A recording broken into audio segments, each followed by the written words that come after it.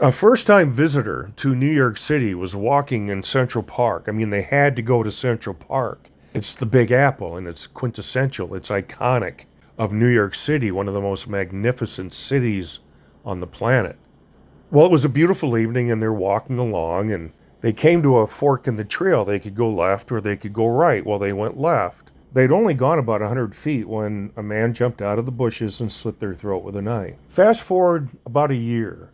The visitor had healed up physically, at least for the most part, but they were a long way from healing emotionally, and they realized that the only way they were going to get out in front of their fear and get their life back was to make another trip to New York City, but to be more specific, to go back down to Central Park and walk the very same trail they were on when they were so brutally attacked 1 year earlier.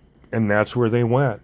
Not only were they now walking the very same trail, they were standing at the very same Y they were at when they made that fateful decision to go left. Well, this time they said, I think it's going to be just fine if I go right.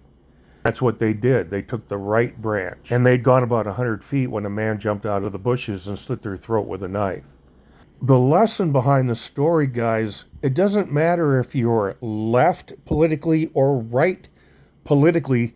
There are things in life that we're always going to have in common. If somebody is out there planning something that could hurt one of us, it can hurt all of us. All going to pay a price if the man with the plan is successful.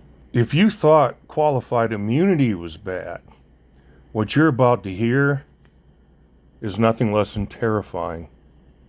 And just remember, let's not break this out by politics. Break it out by how it affects all of us. We will restore law and order to our communities, and I will direct a completely overhauled DOJ to investigate every radical, out-of-control prosecutor in America for their illegal, racist, and reverse enforcement of the law.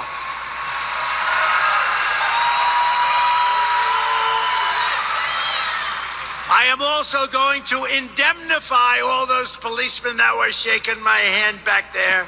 You better be listening. Police officers, law enforcement, please listen. But we're going to indemnify police officers and law enforcement officials throughout the United States from being destroyed by the radical left for taking strong actions on crime. Listen carefully, because this is the bait and switch. We're going to indemnify the police because they can't hardly do their job, and we're going to sick them on all these really, really bad people. But that's not who's going to get fucked over.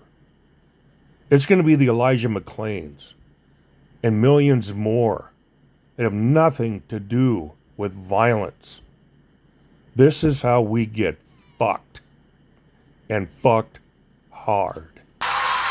They're going to be indemnified. We're going to pay them for their costs, for their lawyers. Policemen have to go, in many cases, hire a lawyer to protect themselves. The state doesn't want to get involved. These people are crazy, what they're doing to our country. Policemen are forced not to do anything when they want to, and under the threat of losing their pension, their house, their family, they lose everything. When was the last time you heard a story where a police officer lost everything for violating someone's rights? And they're afraid to move. They have to be. Anybody would be. They lose their house, their family. They lose everything. They lose their pension. And we're going to indemnify them, do the job. They can do the job, and they want to do the job. When they're standing there in front of a department store that's being looted by 400, mostly kids, but other people too, and they want to do something so badly, but they're told not to because there's liability. They're not going to have any more liability. They're going to do their job. They're going to stop it. We're not going to let that happen anymore. In addition, we will take over our horribly run Washington, D.C. and clean up, renovate, and rebuild our capital so that it is no longer a nightmare of murder and crime. You see what's happening? But rather will become the most beautiful capital anywhere in the world. It's a mess. It's a filthy, disgusting mess.